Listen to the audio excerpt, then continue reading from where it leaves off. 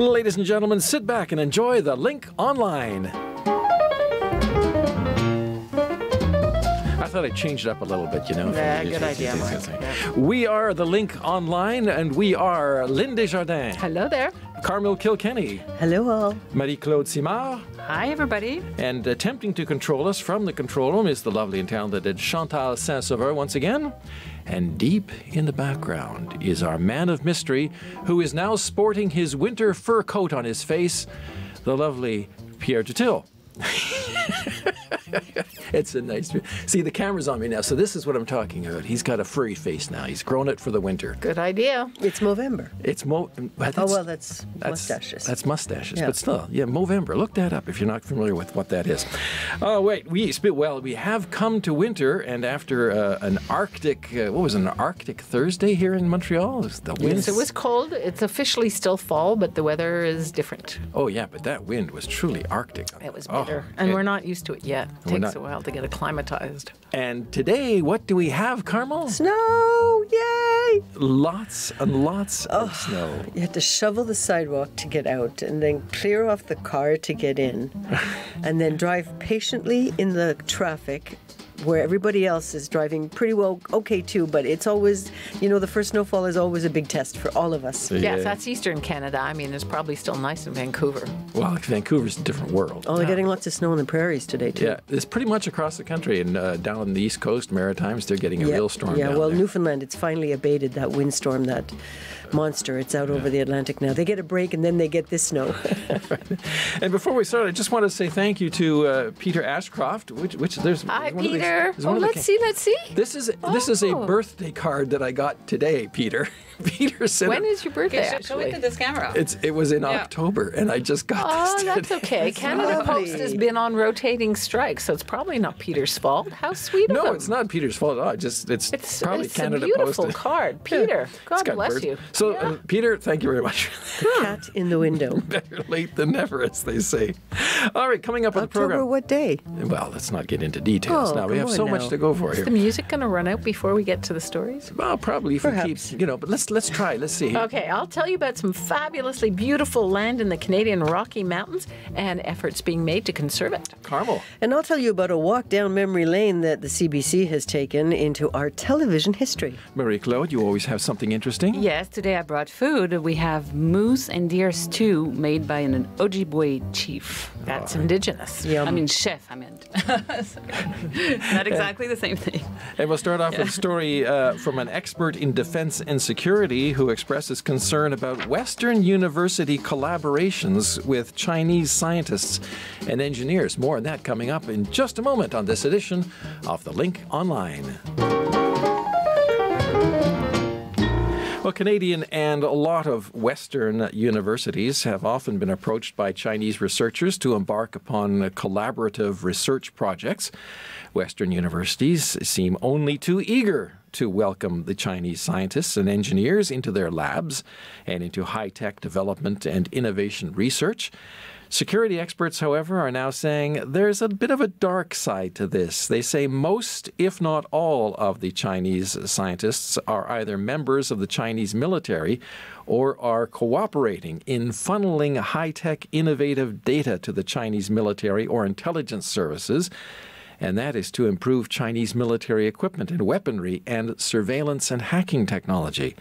Christian Leuprecht is a professor in political science at the Royal Military College and a defense and security analyst at the Macdonald-Laurier think tank. And in this excerpt of our conversation, he begins by explaining his concerns about these university research collaborations with China. Well, the concern is how inadvertent this is by institutions in the West and how deliberate and intentional it is by scientists associated with the People's Liberation Army, which is the arm wing of the Communist Party of China. Complement that with the fact that they are here and in our universities to exfiltrate and benefit from our research and development to improve their military capacity. Add insult to injury. At times, we've actually been using our own tax money to subsidize or fully fund some of the Chinese researchers who've been here under this pretense. So I just think it's important for really the Canadian and allied governments to develop much more deliberate policy when it comes to researchers from hostile countries, and especially for Canadian universities to be more aware that perhaps some of the researchers and individuals in our universities from other countries are not here entirely just for benign purposes. You mentioned that some of these institutions that the Chinese scientists, professors, whatever, use exist only on paper. Is there not some kind of security investigation to find out what they're claiming is in fact true? So, to the best of my knowledge, the only university that runs a fairly thorough security background check on all researchers is the institution with which I have my primary affiliation, the Royal Military College of Canada, because we are part of the Department of National Defence. There are other government institutions that now do, such as the National Research Council, but that is only after the massive hack of the internet infrastructure of the National Research Council and an increasing awareness. There is deliberate effort by some hostile powers to extract research in intellectual property. Now, of course, the Chinese are very smart. They will, after this report by the Australian Strategic Policy Institute, likely make more efforts to associate their military researchers with civilian universities, so it becomes more difficult to track where these researchers actually work, and that there's perhaps both an effort required by universities themselves to vet individuals, researchers, doctoral and postdoctoral students more thoroughly, and perhaps also some collaboration required with the federal government, and in particular with the Canadian Security Intelligence Service in assessing the risk. Professor Lupprecht, are we simply naive in the West when it comes to China's intentions?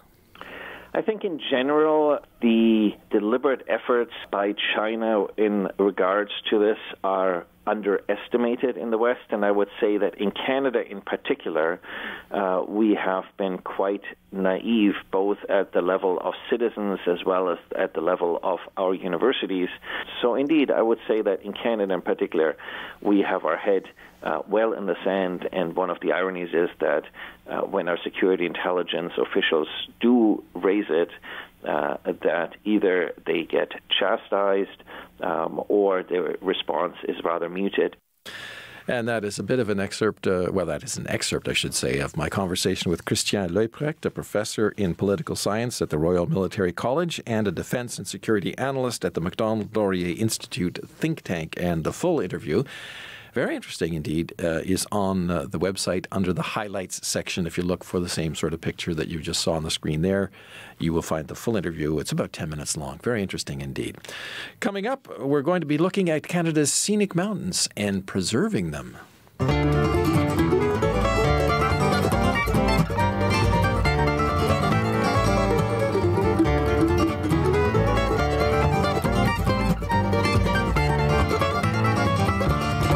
Well, Canada, of course, is known for many of its scenic landscapes and mountain ranges, especially in the western part of the country, the Rocky Mountains. There is a development in parts of the Rocky Mountains, and efforts are being made to limit that development. And Lynn, you've done more on this story. Well, as you know, Mark, the Nature Conservancy of Canada is a group that works with private landowners, philanthropists, and governments to acquire parcels of land right across the country. 10 years ago, it acquired an area in the mountains called Darkwoods. It spans 550 square kilometers of remote valleys, mountains, and lakes, and it provides essential habitat for dozens of species at risk.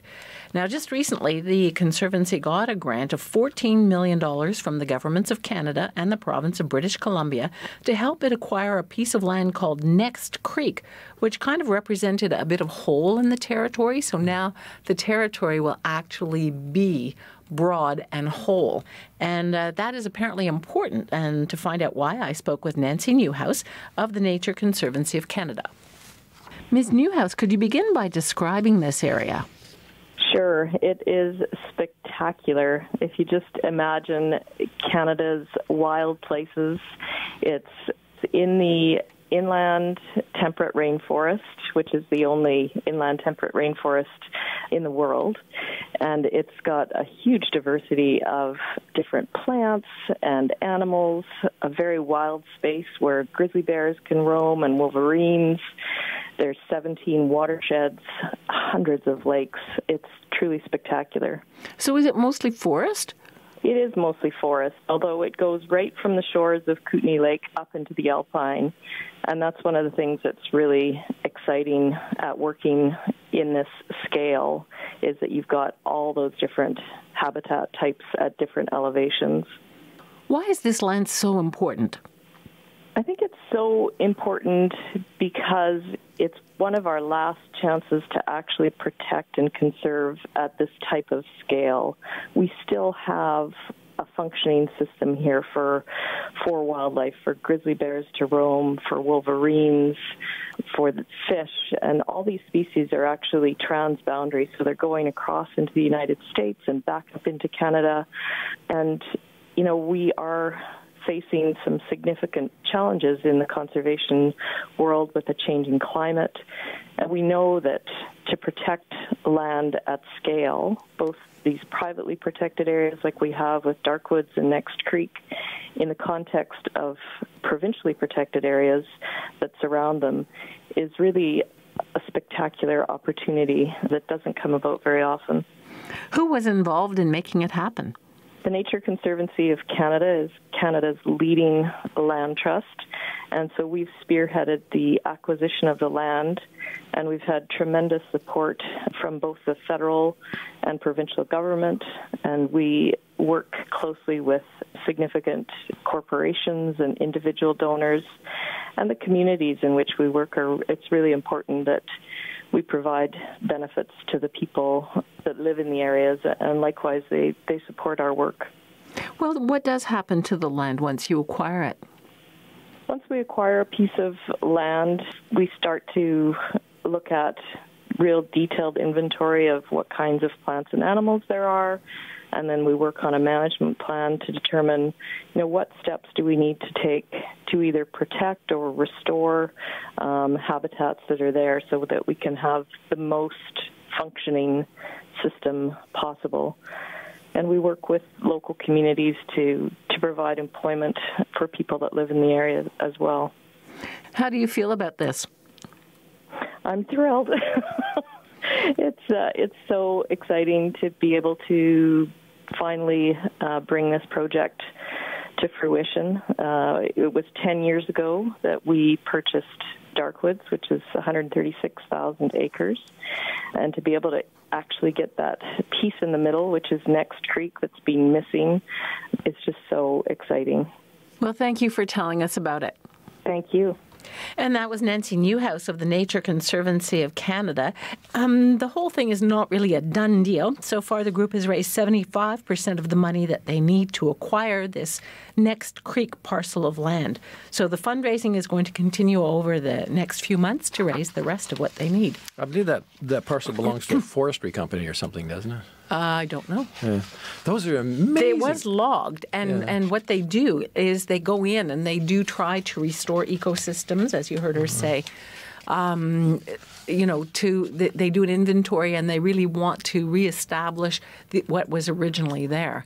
And it's a huge, huge parcel of land. I mean, the Next Creek is like over 7,000 hectares, but when you add the whole thing together, it's very, very large. And that's important because animals like the woodland caribou and the grizzly really need a very large range to go back and forth. So it's important to really preserve it and not allow development there. Well, I think your story said it was something like a 550 square kilometer parcel of land. Yeah, yeah. And, I've gone hiking and camping in the western Rocky Mountains. It's just breathtaking. It's spectacular. And if you look at the picture that we had there, it's so beautiful. I mean, I would love to go there, except it's 5,000 kilometers away. You have to get there. It's not a weekend trip. No, and it's remote. But certainly there is a lot to see. And as she said, it will be open to the public eventually. Well, I looked at that photo. That's a photograph, but you look at it, it looks like a painting. And if you go, if you scroll down a bit on that, Marie-Claude, if you can scroll down a bit, you look at those pictures and down a bit more. Yep. And it looks like a painting from the famous Canadian painters, the Group of Seven. Yeah.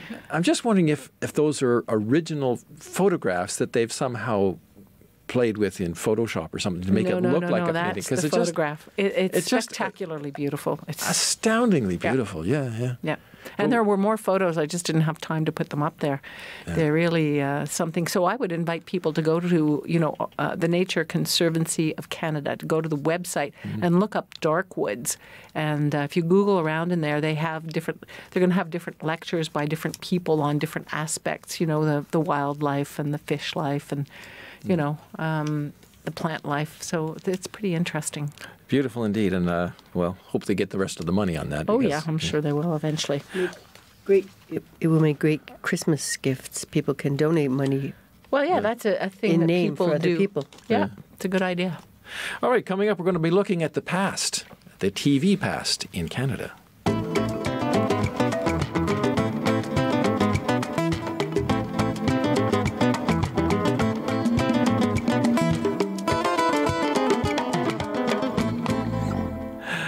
Well, now that bit of tomfoolery is over with that. Carmel, you've been looking at the past. Rather, the CBC has been looking at its own past, and there's a new TV show that sort of premiered on the Canadian Broadcasting Corporation, our public broadcaster, last night. It's called From the Vault. Do you want to explain that? Mark. Well, since 1952, when the national broadcaster expanded from radio to television, thousands and thousands, millions of hours of television and news footage, sports and entertainment have been collected and carefully saved in those, temperature-controlled archives. Now it's in the process of digitizing much of this celluloid and video, but it also provided the opportunity to feature some of the amazing moments that have been part of our history and culture. I spoke with Sam Dunn of Banger Films. That's the Toronto-based company that produced the series, and I asked him what they were looking for. Was there a guiding principle? Here's what he told me. From the get-go, the goal was to showcase all the incredible music performances that are in the CBC archives, going back over the past 60 years. But we wanted to do something more than just have a show full of music clips. We wanted to tell stories. So it was really a process of finding great material in the archives across the decades and then telling short 10-minute documentaries that give context for what a particular artist was going through at that period in their career. So it was, one, try and showcase some amazing music, but at the same time tell stories that would engage an audience now with a lot of footage that goes back quite a number of years. What about people like Joni Mitchell and Neil Young, some of those other great Toronto bands? I see you've got Crowbar. Can't wait to see that. Yeah, well, there's a lot of footage in that archive. We went through 600 hours worth of footage, and the way we decided to structure the show was 6 episodes, and each episode has a particular theme that says something about Canada and Canadian culture. So our selection process for the stories was also shaped by the particular themes. So, for example, Land of Opportunities, which is episode 1, tells 4 stories around artists who faced barriers in their home countries to getting attention. And, you have an artist like Sammy Davis Jr. in 1959 who gets his first full televised special on the CBC because at that time in America there was an informal quota placed on the number of black musicians that could appear on American television, primarily because big American corporations were sponsoring the networks back then. So, and in Canada at that time, there was a little bit more openness and inclusivity as to who could appear on the network. Will there be another series? Do you have more themes? Well, there's certainly a lot more footage. I was going to say there's certainly a lot more content. Yeah, I mean, there's an estimated 1 million hours of footage in the CBC, and obviously that goes across not just music, but news and variety and sports and the rest of it. There's certainly more stories to tell. There's no question about that. I mean, even though there's 24 stories in this first season, we know that there's a lot more in there to explore. So, yeah, we'd love to keep going if the show is a success. And there we go. That was Sam Dunn, executive producer of From the Vaults, the 6-episode series of 24 stories, as he explained. And, of course, this is going to be available online internationally, so anybody who's interested can find it on CBC's site. Last night, the first one aired, called Land of Opportunity, and it featured musicians who came to Canada to stay, like Jackie Mitu, the reggae giant from Jamaica, who got the whole music scene going way back in the 70s. It's really, I didn't know that story at all. And then the others who came to play, like Sammy Davis Jr. We see his photo there in his first 1-hour TV special. And like they said, you know, no Sammy Davis Jr., no Michael Jackson, no Prince. Like, you just see how he was the mold for so much of this. And then the great moments with Muddy Waters, Sonny Terry, Brownie McGee, all of these blues artists gathered together. So very interesting. And the boy, Bob Dylan, singing his anti-war songs. Very, very interesting. Next week, the episode features Katie Lang, Sarah McLachlan, and I forget.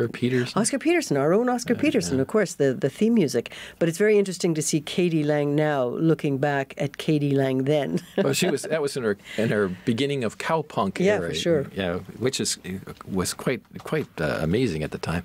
You know, while we were listening to that, I was thinking back of some of the old shows that we used to have that were so popular. Don Messer's Jubilee. I remember that. Friday night, we were little kids and we would dance the square dancing in the living room in front of it, just kind of bumping into one another. Do you remember the Pig and Whistle? I do indeed. I'd maybe rather not.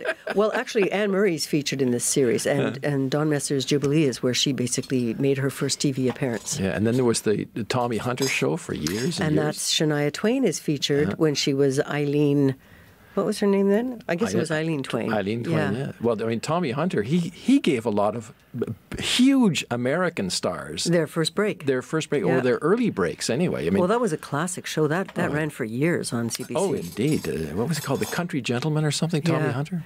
Shania Twain was 14, and I don't know if they're going to mention it, but there's a great story about her missing the train to get to that show. Oh. Up in Sudbury. She was on the wrong train, going in the wrong direction. She made them stop the train. I've been there. When she realized, can you get over this? She made them stop the train. She got out in the middle of the muskeg. The fact that they stopped the train amazes me. And waited for the train coming in the other direction, and they had, signaled each other. Exactly. The first train went by because it was express, and the second train eventually stopped, and she made it for that performance. Wow. Good story. Truly a Canadian story. Determined young woman. Oh, my goodness. Remember any stew? Stew, yes, because I passed around the moose stew while you were talking. This is moose, Moose. Yes, and there's deer meat also in there. So this smells wonderful. This is an Ojibwe man who made it. He's a chef, and his name is Al Harrington. He went hunting, and he also... yum. It's amazing. He's the one who killed the animals, actually. Gorgeous. Yeah, and actually, it has to be served with the fried bread that I made for you guys yesterday night. Oh, well. Actually, so tell us a bit, first of all, why were you doing this? What's this all about? We're breaking bread. Al Harrington was making his moose stew within the context of the Festival Nomade in actually an African restaurant called Le Haïma in Le Plateau, So this restaurant has a festival and that celebrates nomadic, people and nomadic cultures, and I guess so. Of course, indigenous people, historically are nomadic. So Al was making his stew with the owner Atig, who was also stirring some of his own little African spices in there, because there are some spices that you don't find in. I'll show you a little bit of the video. I don't know if it's a beautiful. While you're showing fusion. the video, let's get Chantal and Pierre to come in and have some fried. Come on in, don't be shy. Come on, my have goodness, some fried the bread bread. is Come amazing. on in. Okay, the bread he showed me how to make it, but I made it by myself yesterday, and I'm really proud of myself because it tastes the same as it was. You're going to share the recipe, I hope. Yeah. I'm making the column And also in the stew, now here I'm flipping. I'm not showing the video. We're talking. But in the recipe, there's also wild rice that comes from the region where he grew up, which is Shoal Lake 39 in northern Ontario. Wow. So I didn't know there was wild rice in Canada. So here it is. For sure. Yeah, I had no idea. So that's what it is. So here we go now. It's delicious. You like it? Good. So Alan, what are you making today? Well, this evening I'm sharing some of my culture, making a moose deer stew, and also with some wild rice, like a dish on the side for vegetarians, and also making a traditional bannock fry bread. I'm from Shoal Lake, Ontario. I'm Ojibwe, and when I was young, I was adopted. So I lost my culture for a good part of my life. When I turned 18, I went back to Shoal Lake and I started learning about my culture. And this is one of the traditional ways that I started learning. My uncle had taken me out hunting. Moose and deer is a big nutrient in our way of life. And ever since that's what I've been doing. How much meat are you using tonight for this recipe? Good question. I believe it is 4 pounds of moose and then 2 pounds of deer. Okay. And then I have a backbone of the deer. So it's so that using the juices from the bones and that to really give the flavor. Wonderful. So how would you call that recipe? Does it have a specific name? Like Ojibwe moose? I guess Al's special, because we all have different recipes, and it's my traditional way. All right. So basically, right now it's in a good state right now for the bread. Yeah. Get some flour on there, and then we're just gonna kind of roll it, kind of like a bun. Yeah. And then,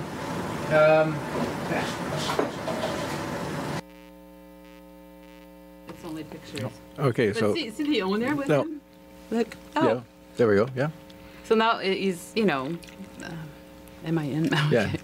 Wow. So in the evening. So this was the Festival Montreal? Nomad, right? Yeah, Festival Nomad. No, I don't know which. Let me go back a little bit. we all have. Sorry. So here, you see right. the mix of. People. We see people, a man from Cultures. Timbuktu who's actually was talking about a Timbuktu festival there's going to be. Wow. And that's the owner here. Yeah, in Montreal. Because, and it's all free. I think Montreal is wonderful. That was all a free event, Really? Yeah, I thought, and, people can give donations at the end if they want, but it was really the sense of sharing. And they had this meal. This is delicious. It's Yeah. fabulous. It Yeah. really It's funny. marvelous. I was deer hunting recently, and I missed. Oh, thank goodness. I missed. You saw a deer and... And I missed it. Yes. But do you know how to butcher a deer? What would you have done with it? My friend knows how. The friend who was with me knows how. So, anyway, at the gas station, which is on an Indian Aboriginal First Nations reserve, there was a stand set up, and the woman was selling fry bread. So, really? And I Is that what they call it? This isn't bannock, right? Yeah. Is it It's bannock? fried bannock. But I think, like he said, everybody has their own recipe for bannock. Yeah. Like it would change a bit. But It's so good. according I love to it. him, it's the same exact thing, but bannock you cook in the oven instead of frying it. Yeah. What's the leavening? What makes it rise? Only baking powder. Yeah. Oh, So but are you gonna post the recipe for us on the yeah, website? I will. I'll do it in English because but I want to say that he makes it usually with maple water instead of water, and he says it's out of this world. That would be, I could imagine, just that little Yeah. sweet element. Because I had to put brown sugar. Yeah. Which is a tonic for us, Yeah. maple water. Yeah. So All right. Boy, Thank that's you so much. That's tremendous. Thank you, Al. Thank you, Al. And anyways, he's involved in a lot of social things too that we could talk about another time. All right. Well, on that delicious note, we will end the program for today. So for Carmel and Lynn and Marie-Claude and Chantal and Pierre, I'm Mark Montgomery. Thank you for joining us today. It's just too bad you can't taste some of this. If only we had But you can look up the recipe. taste internet. You know, you have sound and video, but we need taste so you can taste it. Yeah, that would be good. Bye, everybody. You know, this is going to be tough to top next week. You know? I have ideas. All right, take care Christmas until is next coming. time. There'll be Bye-bye, lots of, everyone.